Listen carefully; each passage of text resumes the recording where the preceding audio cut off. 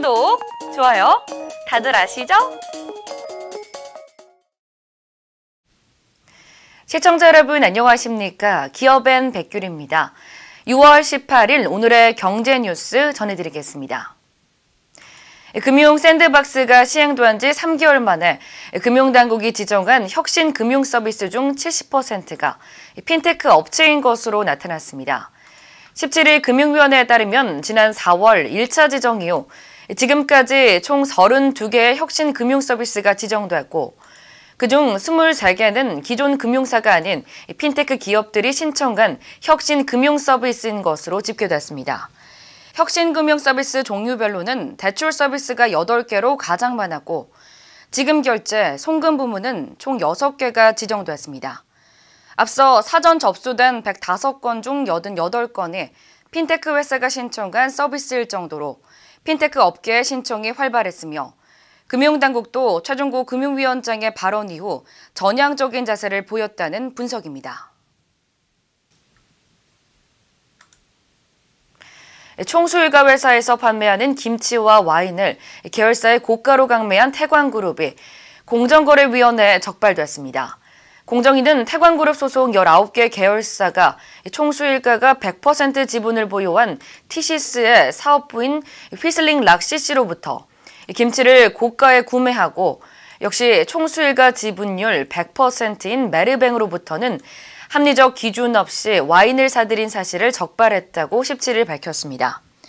140억 원어치의 김치 등을 강제로 떠안은 계열사들은 직원들 집으로 월급 대신 김치를 배송하거나 복지기금으로 회계 처리를 했고 심지어 이 김치는 일반 김치보다 2~3배 비쌌지만 식품위생법 기준도 맞추지 않은 불량 김치인 것으로 드러났습니다. 공정위는 이호진 전 태광그룹 회장과 김기욱 그룹 경영기획실장은 물론 태광산업의 흥국생명 등 19개 계열사 법인을 검찰에 고발하고 시정 명령과 함께 과징금 총 21억 8천만 원을 부과했습니다. 현대자동차 프리미엄 브랜드 제네시스가 첫 SUV 모델인 GV80을 11월 출시하기로 내부 방침을 세우고 G80의 3세대 완전 변경 모델은 내년 1분기 출시를 연기하기로 했습니다.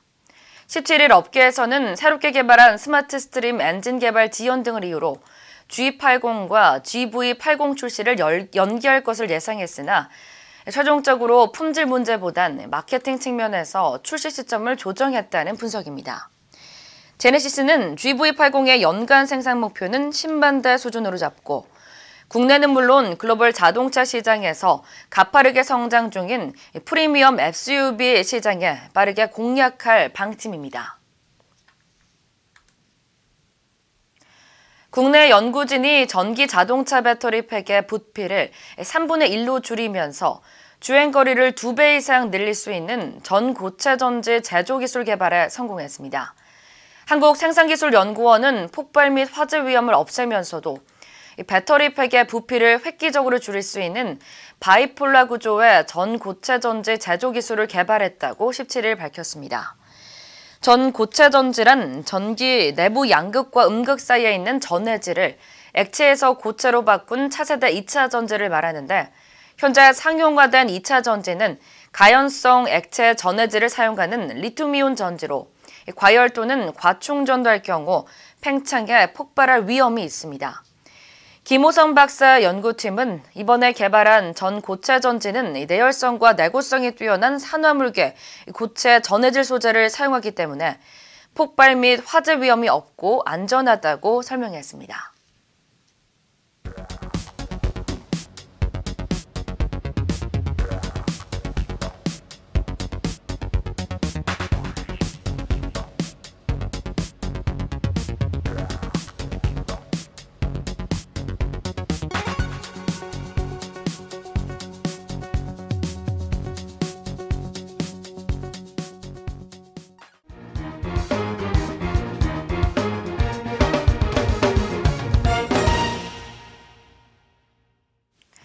지난해 영업이익이 줄거나 손실을 본 실적 부진 기업 3곳 가운데 2곳은 직원 평균 연봉을 더 올린 것으로 나타났습니다.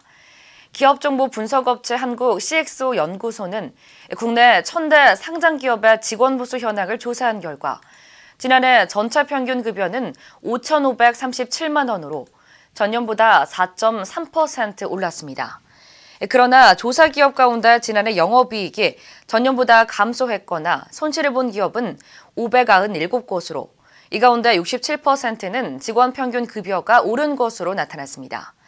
연구소 측은 회사 내실이 나빠져도 고정비 형태의 직원 보수만 오르게 되면 인건비 부담이 커져 경쟁력이 떨어지고 인력 구조 조정을 초래할 수 있다고 설명했습니다.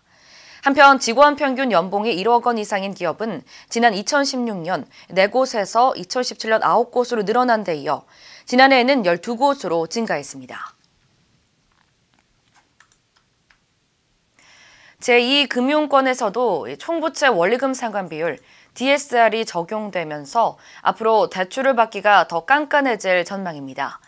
금융위원회에 따르면 17일부터 제2금융권에도 DSR 관리지표가 적용돼 스탁론과 비주택담보대출 등 기존의 소득증빙 없이 가능하던 대출도 소득증빙 절차를 밟아야 합니다.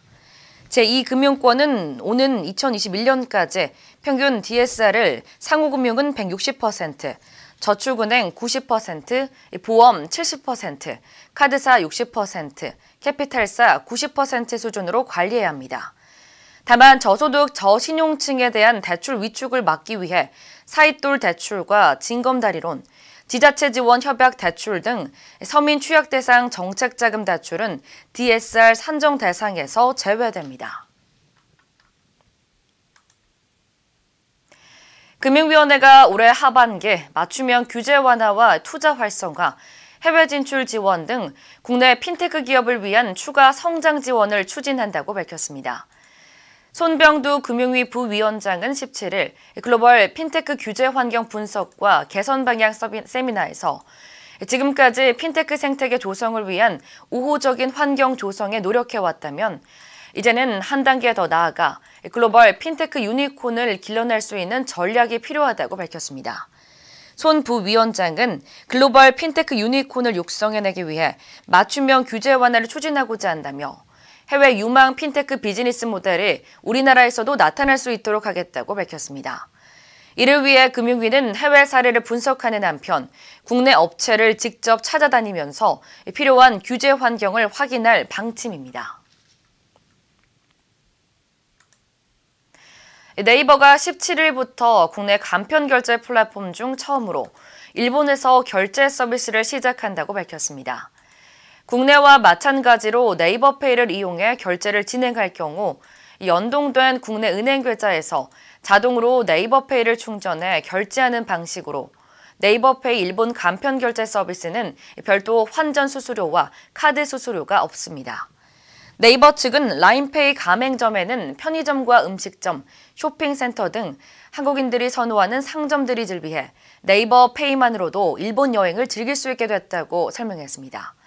일본은 한국인이 가장 많이 찾는 나라 중 한 곳으로 일본 관광청에 따르면 지난해 한국인이 일본에서 소비한 금액은 약 6조 원에 달하는 것으로 집계됐습니다. 이것으로 기업엔 오늘의 소식 모두 알아봤습니다. 시청해주신 여러분 고맙습니다.